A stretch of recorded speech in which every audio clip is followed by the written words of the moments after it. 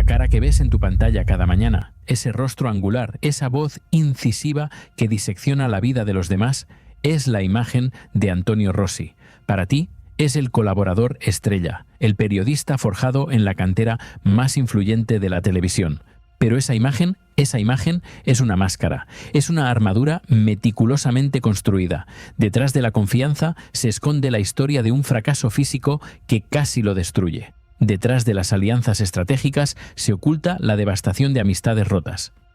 Detrás del éxito acecha una huida constante. Esta no es la historia de un ascenso meteórico, es la crónica cruda de una ambición tan calculada que terminó devorando todo a su paso. Es el relato de una colisión brutal entre la identidad profesional y la vida privada.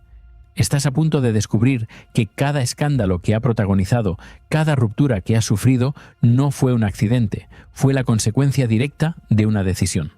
Te invito a que te sumerjas con nosotros en esta profunda investigación. Pero antes, ¿por qué no te unes a nuestra comunidad? Si aún no lo has hecho, suscríbete ahora mismo a tus 50 favoritos para no perderte ninguna de las historias que sacuden el corazón de la fama. Y cuéntame en los comentarios, ¿desde qué rincón del mundo nos acompañas hoy en este viaje al alma de Antonio Rossi? La historia de Antonio Rossi no comienza con amor, no. Comienza con una urgencia visceral por escapar. Nació y creció en la vibrante Sevilla, una ciudad llena de sol y tradición, pero su corazón nunca perteneció a ese sur. Para él, su tierra natal no era un hogar acogedor, era un escenario demasiado pequeño, un yugo que lo frenaba. En sus propias y reveladoras palabras, un auténtico lastre. La periferia jamás fue su destino soñado. El epicentro del poder mediático lo llamaba con una fuerza irresistible. Comenzó su carrera casi por casualidad, como un joven becario cubriendo la política local en un modesto medio sevillano. Pero seamos claros desde el principio, la política municipal le importaba muy poco. Él mismo lo admitió con una franqueza desarmante. Su verdadera vocación, el fuego inquebrantable que ardía en lo más profundo de su ser, era la prensa social, el gran circo de la fama y sus secretos. Sevilla era una jaula, y él lo supo con una certeza inquebrantable desde el primer momento en que sus pies pisaron sus calles. La convicción de que su futuro no estaba anclado allí, en esa ciudad que sentía como un ancla, no era una fantasía adolescente, ni un mero capricho, no. Era un plan de acción meticulosamente orquestado en su mente joven y ambiciosa. Años después, lo confesaría con una frialdad reveladora que desvelaba la raíz de su determinación. También supe siempre que no quería estar en Sevilla y con 20 años recién cumplidos me fui. 20 años. Una frase que resuena con una determinación impaciente, una promesa inquebrantable a sí mismo. Tenía clarísimo que si quería hacer algo grande, algo trascendente en el implacable mundo de la comunicación, tenía que salir. No quería ser un actor secundario ni una voz periférica. Anhelaba el epicentro del poder mediático, la meca de la televisión. Quería Madrid. Pero antes de esa fuga geográfica, antes de convertirse en el rostro angular y la voz incisiva que hoy conoces, Antonio libró una batalla mucho más oscura y personal. Una guerra privada y traumática que no solo definió su relación con el control, sino que marcó el resto de su vida de una manera indeleble. Durante su juventud, en aquella etapa crucial del curso de orientación universitaria, el antiguo bachiller, Antonio distaba mucho de ser el hombre musculado y seguro que hoy besa las cámaras con aplomo.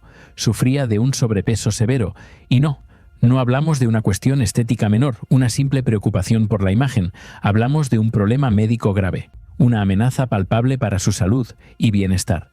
Él mismo lo ha descrito sin ningún tipo de eufemismo, con una honestidad brutal. Estaba muy gordo, pesaba muchísimo. Había llegado a usar una talla 48 de pantalón. Ese exceso de peso no solo afectaba su imagen adolescente, sino que estaba destrozando su cuerpo en pleno desarrollo. Le provocó secuelas físicas increíblemente dolorosas, un calvario silencioso que lo acompañaba día y noche. Sufría de ciática, una tortura constante. Sufría de menisco, sus rodillas se resentían. Sufría de la rótula. Cada paso era un recordatorio del peso que soportaba. El dolor era una constante punzante, una presencia indeseable que le robaba la paz. Y fue ese dolor, esa necesidad desesperada de detener el sufrimiento, lo que le impulsó a buscar un cambio radical en su vida, una transformación total. Pero su primer intento de tomar el control fue un fracaso absoluto, un naufragio tan estrepitoso que casi le cuesta la vida. En un acto de pura desesperación adolescente, sin la supervisión de un adulto, sin la guía de profesionales, tomó una decisión drástica y peligrosa. Sus padres trabajaban, su madre, a pesar de ser enfermera, no detectó la gravedad de lo que estaba a punto de suceder en la soledad de su hogar. Antonio adoptó una solución insalubre y sumamente peligrosa. Simplemente comencé a comer poquísimo. La situación escaló a una velocidad aterradora, imparable, como una avalancha descontrolada. La pérdida de peso no fue gradual, no fue un proceso saludable y meditado. Fue un desplome, una caída libre hacia el abismo de la malnutrición. Él mismo confesó la alarmante realidad de aquella época con una voz que aún hoy refleja el horror. Iba perdiendo 1 kilo por día, 1 kilo cada día. El colapso era inevitable, una sentencia que se acercaba inexorablemente. Su cuerpo adolescente no podía resistir semejante agresión, semejante privación. El punto de inflexión, el momento en que todo se rompió, en que la fragilidad de su método se hizo evidente, llegó un día en la soledad de su propia habitación. Estaba intentando hacer ejercicio, en sus palabras, haciendo como que saltaba a la comba, y entonces ocurrió. Perdió el conocimiento. Su cuerpo no dio para más por la falta extrema de alimento. Se desmayó. El silencio aterrador que siguió a la caída.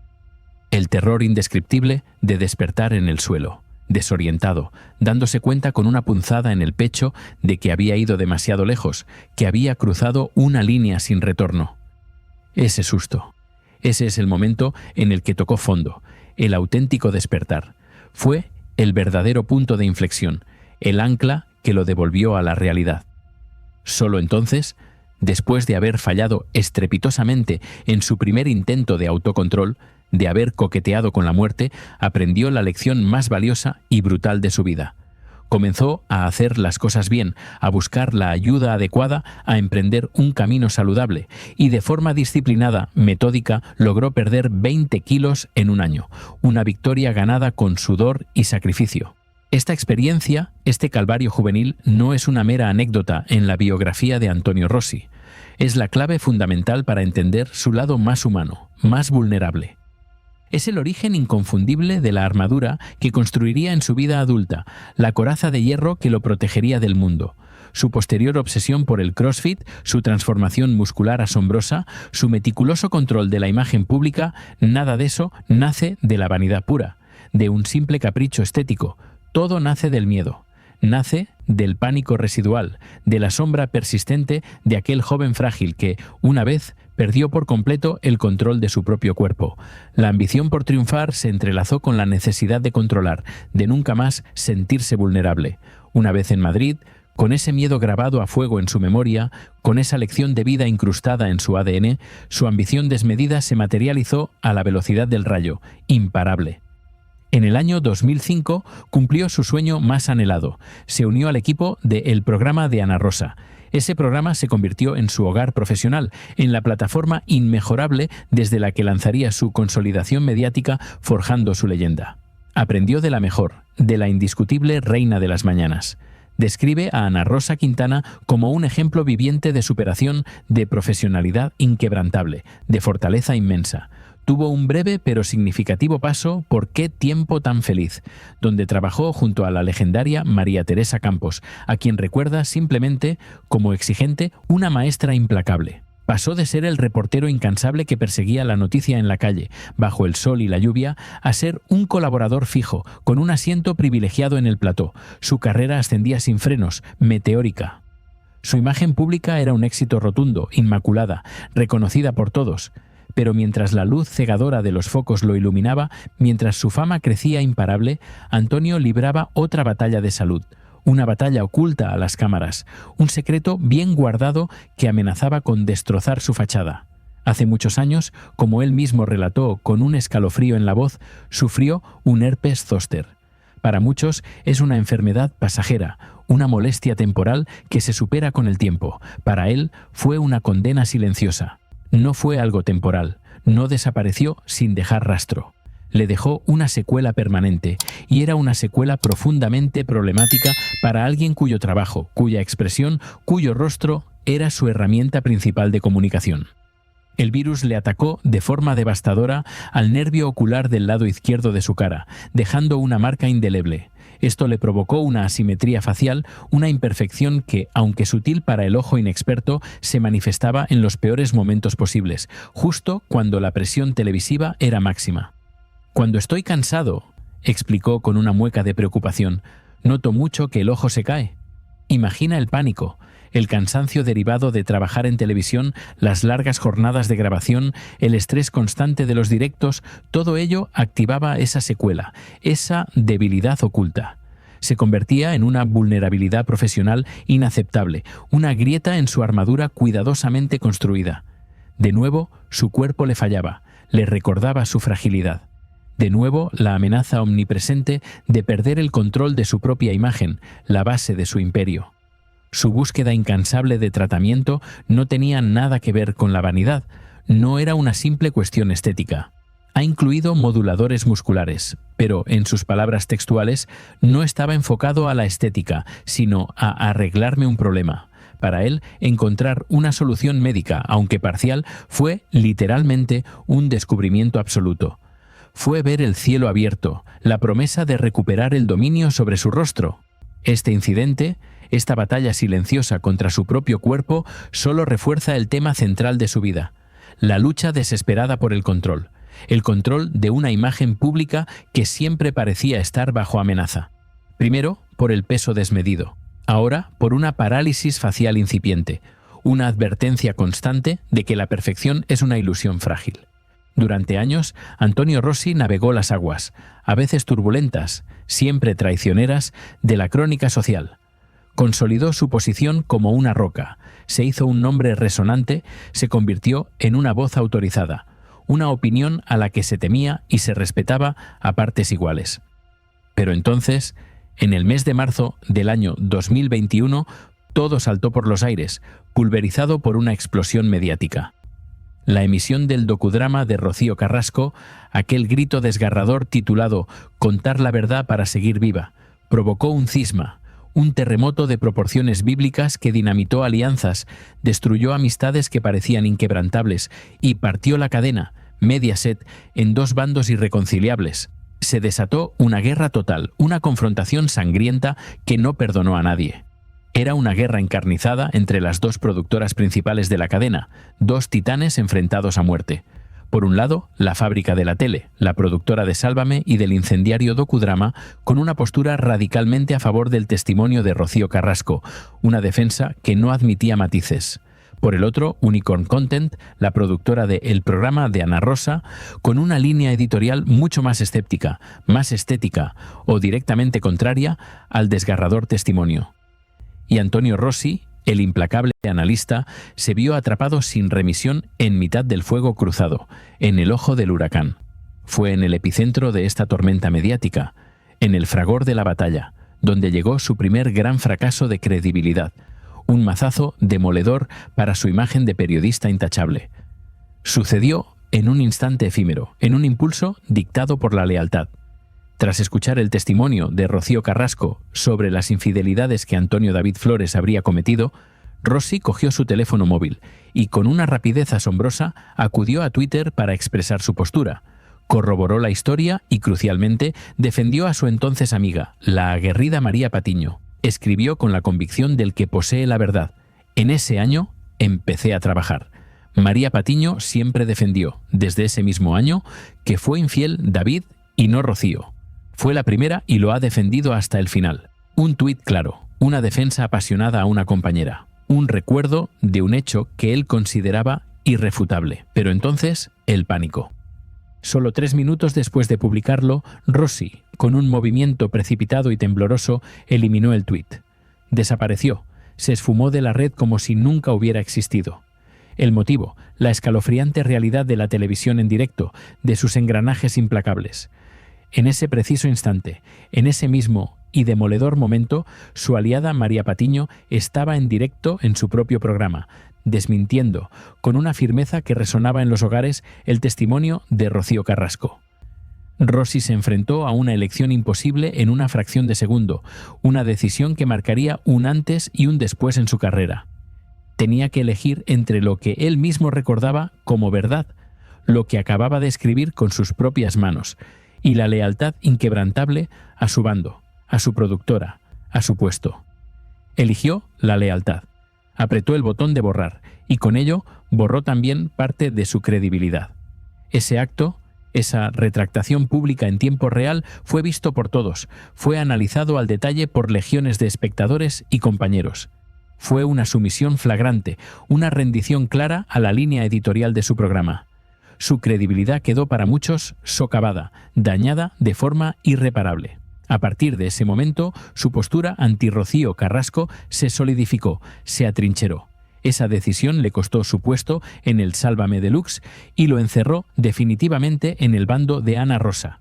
Este es, sin lugar a dudas, uno de los momentos más controvertidos, más definitorios de su carrera. Un momento que consagra la lealtad por encima de la verdad recordada, de la verdad que él mismo había validado. Y quiero saber qué piensas tú. ¿Tú qué hubieras hecho en esa encrucijada vital? ¿Hubieras borrado el tuit para salvar tu trabajo y ser leal a tu productora?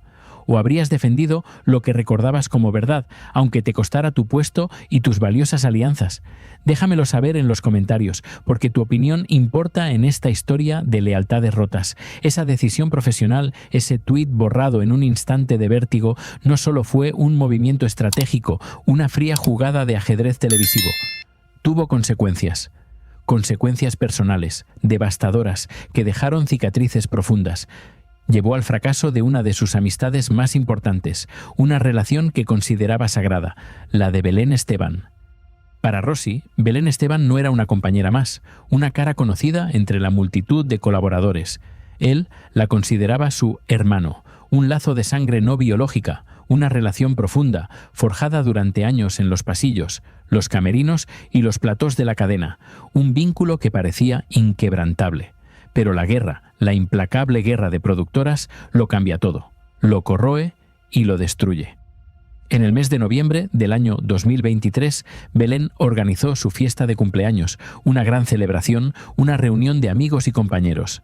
Antonio Rossi, su hermano del alma, estaba por supuesto invitado. Su presencia era esperada, casi obligatoria. Pero él tomó una decisión, una elección que resonaría como un trueno en el corazón de su amiga. Decidió no asistir, un plantón que se sintió como una puñalada. La razón, según se informó en todos los medios, heló la sangre de su amistad. Su negativa rotunda a cruzarse con otros invitados que pertenecían al universo Sálvame, sus enemigos declarados, sus adversarios en la guerra de Rocío Carrasco. Para Belén Esteban, ese plantón no fue un simple no puedo ir, no fue una excusa trivial. Lo vivió como un desplante gravísimo, una afrenta personal de proporciones épicas.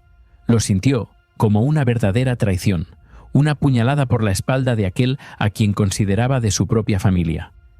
Ante sus ojos, Rossi había hecho una elección calculada, fría, despiadada.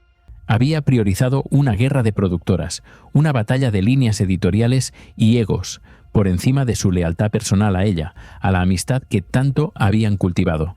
La ruptura fue pública, fue sonora, fue humillante para ambos. Cuando los reporteros, meses después, con un morbo innegable, le preguntaron a Belén Esteban si asistiría a la futura boda de Antonio Rossi, su respuesta fue un misil teledirigido, contundente, televisada y sin rodeos. No.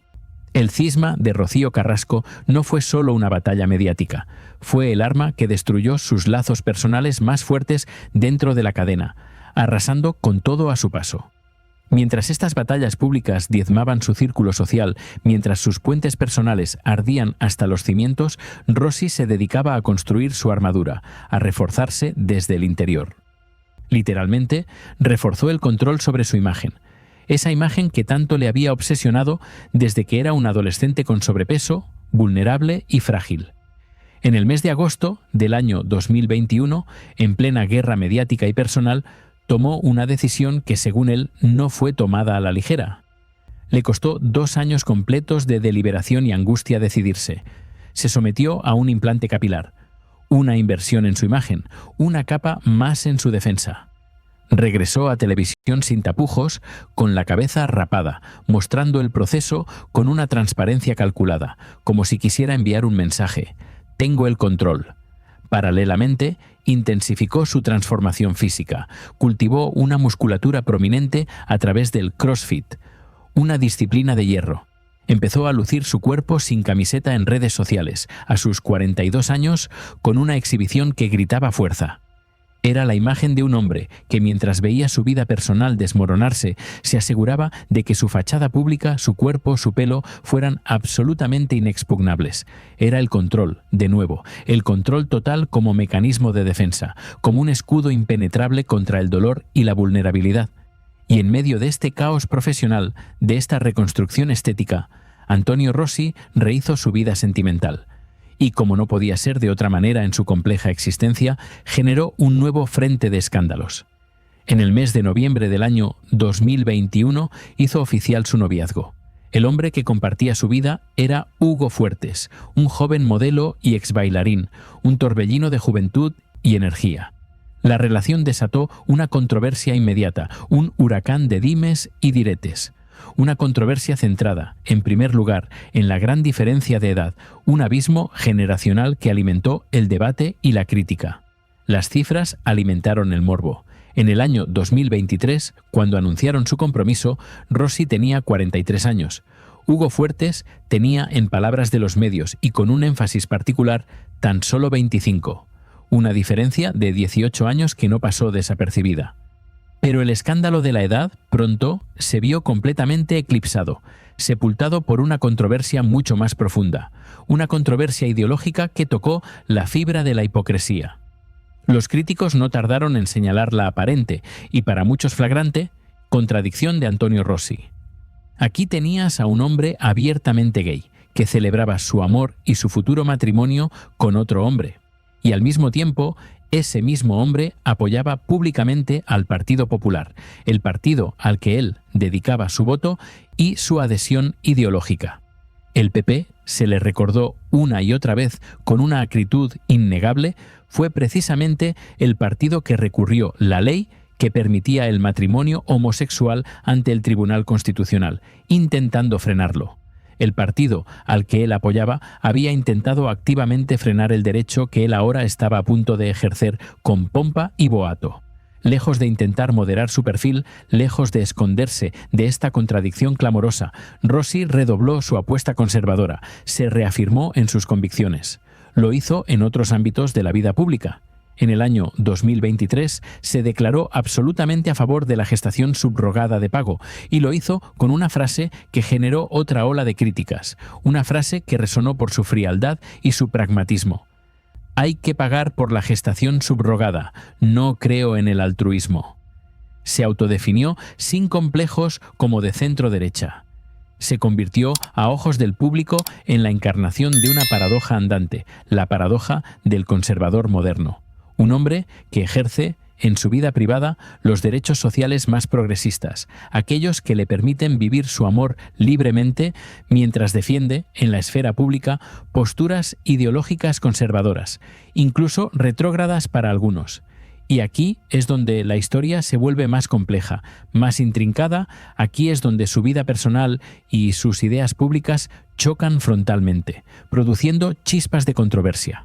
¿Crees que es una hipocresía apoyar públicamente a un partido que históricamente ha ido en contra de tus propios derechos?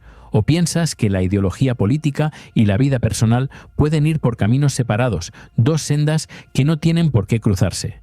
Quiero leer tu opinión, tu reflexión sobre este tema tan espinoso en los comentarios. El día llegó, el culmen de una trayectoria, la celebración de un amor en medio de la controversia. El 16 de agosto del año 2024, Antonio Rossi y Hugo Fuertes se casaron. Lo hicieron en la lujosa y exclusiva finca La Casa de Mónico en Madrid, un escenario de ensueño para la que fue catalogada de inmediato como la boda del verano.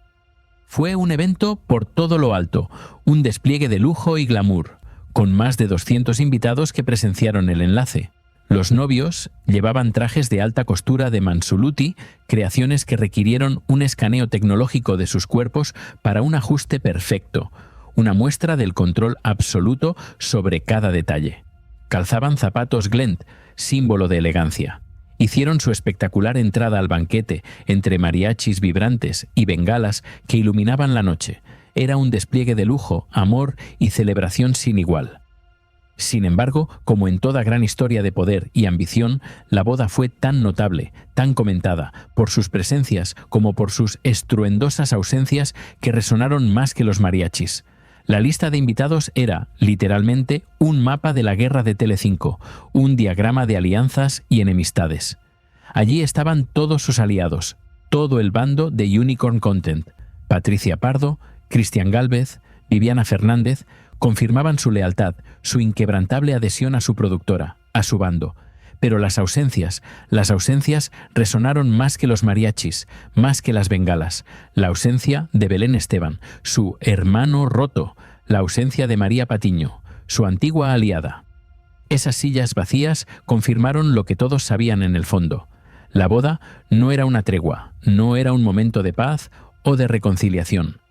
Era la escenificación final de la victoria de un bando sobre el otro, la celebración de sus nuevas alianzas sobre las cenizas humeantes de las antiguas. Y entonces llegó el clímax, el momento culminante. El clímax de la vida personal y profesional de Antonio Rossi llegó, paradójicamente, durante su luna de miel. La pareja viajó a la exótica Colombia, un viaje soñado, un idílico escape de las tensiones mediáticas. Recorrieron Medellín, el impresionante Valle de Cocora, las islas paradisíacas de Cartagena, un Edén de aguas cristalinas. Era el momento de desconectar, de celebrar su amor, de ser simplemente un recién casado. Pero el descanso fue un fracaso total, una ilusión efímera. El primer imprevisto que rompió la burbuja de amor fue, ¿cómo no?, político. Desde España, el ministro de Transportes, Óscar Puente del PSOE, utilizó la boda para un ataque directo en redes sociales, con una saña calculada. Señaló la ironía de que Rossi, un conocido votante del PP, estuviera disfrutando de un derecho, el matrimonio igualitario, que su partido había intentado frenar con todas sus fuerzas. Y Antonio Rossi, a miles de kilómetros de distancia, en la inmensidad de su luna de miel, no pudo evitarlo. No pudo desconectar. Respondió, airadamente, desde la luna de miel, su identidad de combatiente mediático pudo más que la de recién casado, que la de un hombre en el día más feliz de su vida. Atacó la gestión del ministro, desviando el foco. Escribió que el tren AVE, gestionado por Puente, llegó tarde y casi dejó, sin el inicio de la celebración, a algunos invitados, una crítica pública en un momento íntimo. Y le espetó, en un tuit que se hizo viral, con una altivez que demostraba su obsesión por el control. Dedíquese a solucionar los problemas de las personas que le pagamos el sueldo. Estaba en una isla paradisíaca, un paraíso terrenal, pero su mente seguía en el plató, en la guerra, en la lucha constante. Pero el fracaso de la luna de miel no terminó ahí, no. Días después, el viaje fue interrumpido de nuevo, esta vez por un imprevisto profesional, un compromiso ineludible. Antonio Rossi intervino en directo en su programa. «Vamos a ver», dijo, no estaba de vacaciones, estaba trabajando. Intervino para dar una noticia bomba sobre Isabel Pantoja y la compra de su nueva casa en Madrid. Un golpe de efecto mediático. Este simple acto, define al personaje mejor que ningún otro. Para poder realizar esa conexión en directo, tuvieron que levantarse muy temprano en su resort de lujo en la isla de Barú, sacrificando horas de descanso y de intimidad. Y aquí llega la metáfora perfecta, la imagen que resume toda su vida, toda su trayectoria. Su flamante y joven marido, Hugo Fuertes, en plena luna de miel, tuvo que improvisar como cámara. Tuvo que sostener el teléfono, que enfocara a su esposo, para que Rossi pudiera dar su exclusiva, para que pudiera seguir controlando la narrativa. El círculo se había cerrado. El joven, que tenía clarísimo que si quería hacer algo tenía que salir de Sevilla, se había convertido en el hombre que no podía salir de sí mismo. El hombre que no podía desconectar. El hombre que no podía escapar, ni siquiera en su propia luna de miel, de la identidad profesional por la que lo había sacrificado absolutamente todo, sin tregua. La ambición tiene un precio, Y Antonio Rossi lo ha pagado con la moneda más cara: sus relaciones, sus lealtades y quizás su propia paz. Su historia es un recordatorio brutal de que en el juego de la televisión a veces la armadura que construyes para protegerte se convierte en la jaula que te impide vivir plenamente, que te encierra en tu propia creación. Es una advertencia para todos nosotros. Gracias por haber llegado hasta aquí, por haber profundizado con nosotros en esta historia tan compleja y humana. Si no quieres perderte ninguna de las historias que sacuden el corazón de la fama, historias que te harán cuestionar la verdad y las apariencias, suscríbete ahora mismo a Los Famosos del Corazón. Y no te vayas, porque ahora mismo, aquí en pantalla, están apareciendo más vídeos de nuestro canal que, te lo aseguro, te van a atrapar igual que este.